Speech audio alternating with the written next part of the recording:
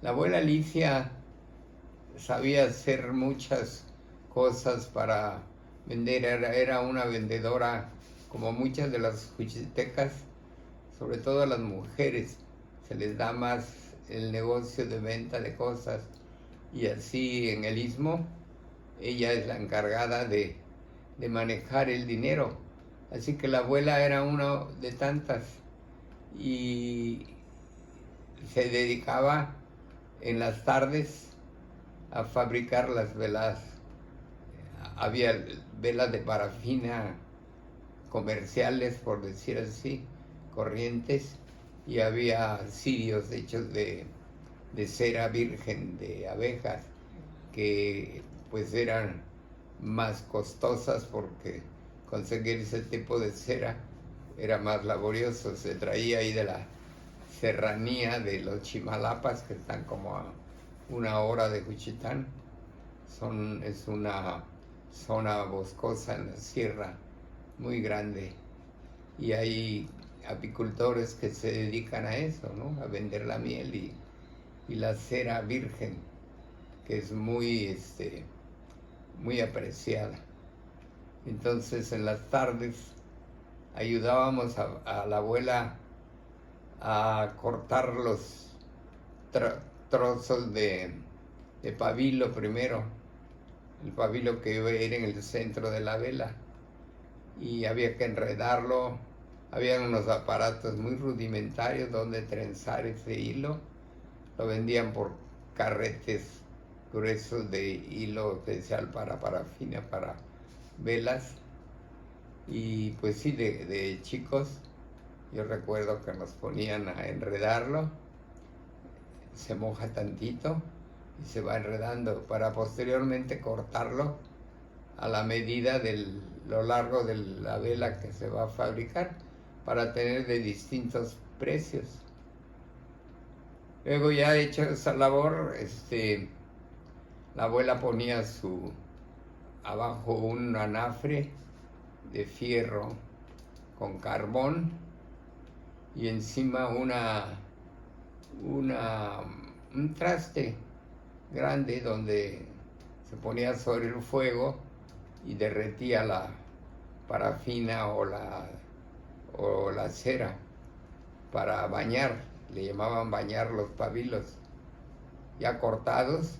Había una rueda grande que papá le fabricó, un círculo grande de madera donde cabrían 150 velas, muy grande, que estaba colgado del techo de la casa con una rondana, se le llama, para que lo jalaras y lo detuvieras de arriba y que lo estorbara.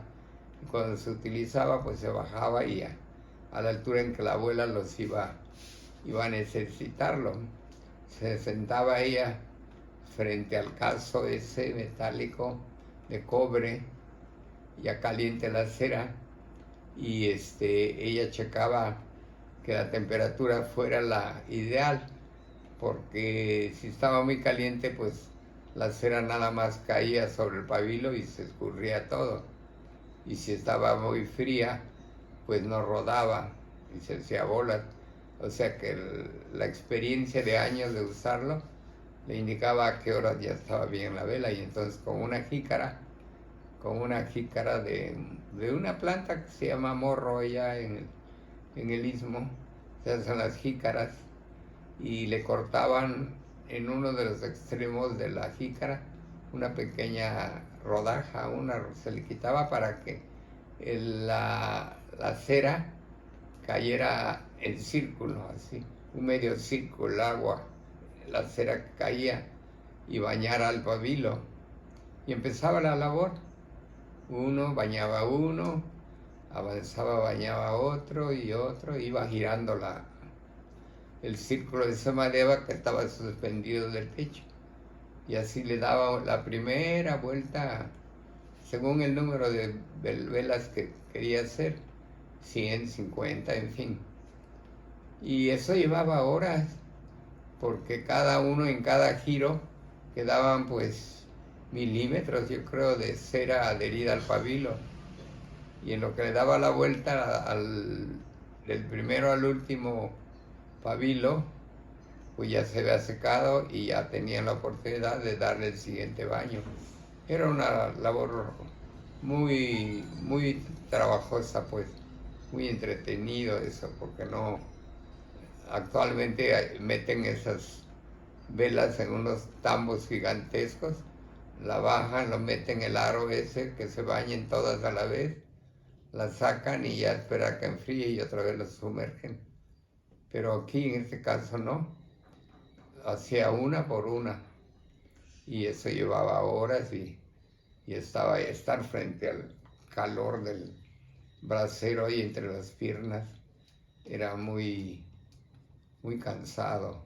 Si de por sí el clima en el istmo es caluroso, es tropical, con temperaturas de verano de 40 grados, imagínense, y ella tenía que estar constantemente haciendo las velas porque teníamos que salir a vender a la próxima feria y pues se acababa la existencia de velas que teníamos para llevar a vender.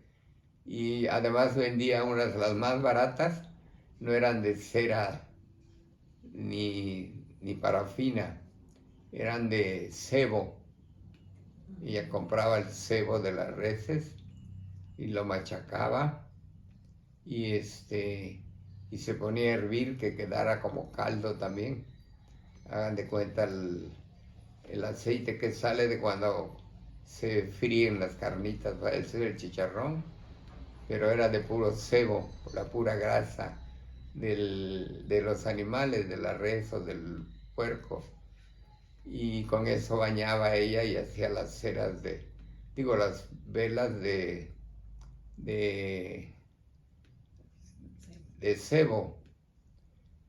Y muchas de ellas pues era lo más barato que había, costaban centavos, en tanto que las de parafina o o ya de cera virgen, pues el precio era más elevado, pero pues para esa época eran centavos lo que costaba una vela.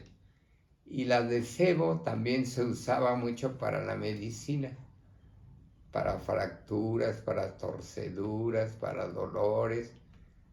Se sobaba, la gente las llevaba para tenerlas para sobar cuando tenían algún dolor.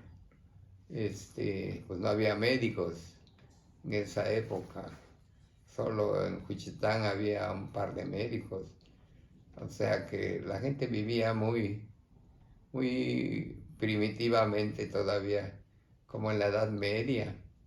No había agua potable, no había drenaje, así que el drenaje salía a la calle, todo el drenaje de aguas, de bañarse uno con la jícara y el agua, y de la cocina, en fin. En La Paz, Entonces, ayer 1 grados Celsius con cielos despejados. Esta noche se esperan cielos nublados, con mínimas de 14 grados. pues la familia fuimos creciendo en Juchitán, todos, mi hermana Tizoc fue el mayor, después nació mi hermano Enoch, que falleció muy chiquillo a causa de una disentería, le llamaban antes, pero era una infección estomacal, algo tan simple como curar una infección del estómago. No había médicos, solo curanderas y pues no había manera de salvarlos a los niños cuando se enfermaban del estómago, diarrea, los deshidrataban, nadie pensaba en que se iban a deshidratar, ¿no? Y se moría, había una mortandad muy grande de niños, de pequeños. Y luego nací yo, soy el tercero de la familia Fuentes, Yaco, porque el apellido de mamá era Yaco, lo heredó del abuelo, que se llamaba Siriaco, y de ahí nació el gentilicio. La gente en el pueblo no le decía Siriaco, le decían el señor Yaco, para abreviarlo, ¿no? Y así fue como nació ese apellido. un patronímico, como han nacido muchos en el mundo. Así que ella era hija de Yaco, y entonces pues mamá se apellidaba López Yaco, pero a papá le gustó más el apellido Yaco y dejó el apellido Yaco para la familia. Y crecimos, allá estudiamos todo la primaria, pero posteriormente dejamos el negocio de la venta y ya, porque pues teníamos que estudiar todos y papá quería que estudiáramos en México, en la capital. Te falta tío Y, César.